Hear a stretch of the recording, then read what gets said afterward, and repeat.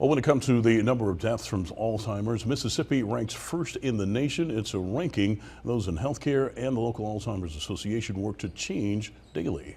But the numbers keep going up as the ages of those with Alzheimer's goes down. In this 3 on Your Side special report, Maggie Wade has new information on a drug that is giving families hope and a new way to diagnose Alzheimer's sooner. Maggie? Courtney Ann and Howard, we talk with 2 families impacted by Alzheimer's. They say any drug that can stop the toll this illness takes is a breakthrough. Until then, many families work through what turns out to be the long goodbye. It was 2016. He was 57, so he had early onset. Kathy Bailey of Madison County was stunned after several visits with doctors, including in Texas, to learn her husband had Alzheimer's. We went through probably a couple of years of knowing something was wrong, but because he was so young, we thought, oh, it's stress, it's your thyroid, it's all these other things, but it was not. It was Alzheimer's. Ken Fairley's journey was similar. His wife Becky was diagnosed in 2014. He allowed us to go with him for a visit at the facility where his wife is now cared for. He spends time with her every day. I was a Jackson police officer working a midnight shift in Precinct 2. And we met at the Cherokee on North State Street, went out on one date, and the rest has been, we were inseparable for the last really 43 years. Bailey and Fairley say one of the biggest issues was dealing with the fear and the pain of what was ahead. It was just scary. It is. The unknown, you know. Is this going to take 2 years or 20 years? Because you don't know. It affects everyone differently. You better know where to empty your grief bucket, because Alzheimer's is like a faucet that never shuts off. It is a constant drip, and you can try everything under the sun to turn it off. But that bucket eventually fills up and will drown you if you don't know where to empty it. Jefferson and Holmes counties have some of the highest numbers for Alzheimer's dementia in Mississippi for those 65 and older. In Jefferson County, 18.2% of the population fall into that category. In Holmes County, 17.3%.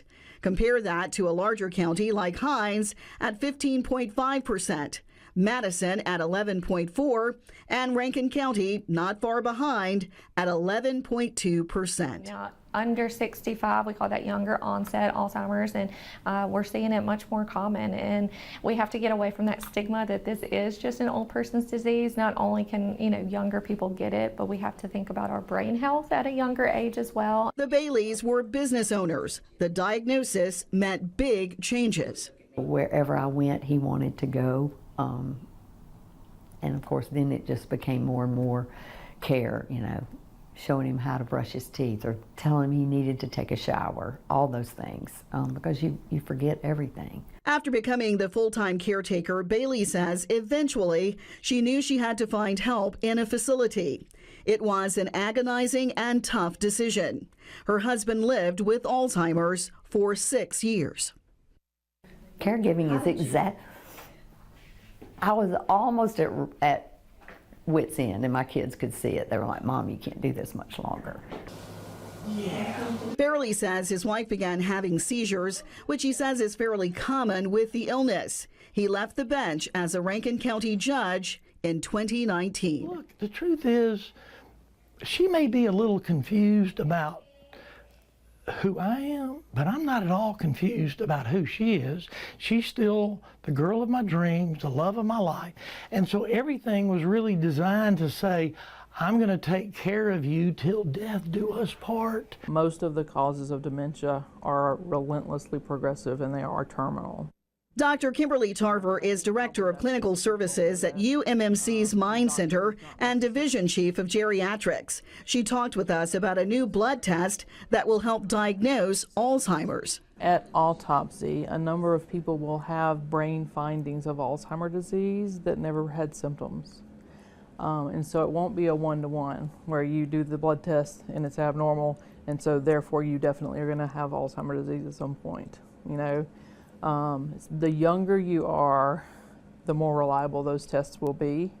When it comes to the risk factors for Alzheimer's disease, Dr. Tarver says they are some of the top issues we face in this state. Even a small reduction in blood pressure at age 40 over a long period of time may make a huge difference, you know, in terms of when that person gets Alzheimer's disease. Sleep is one.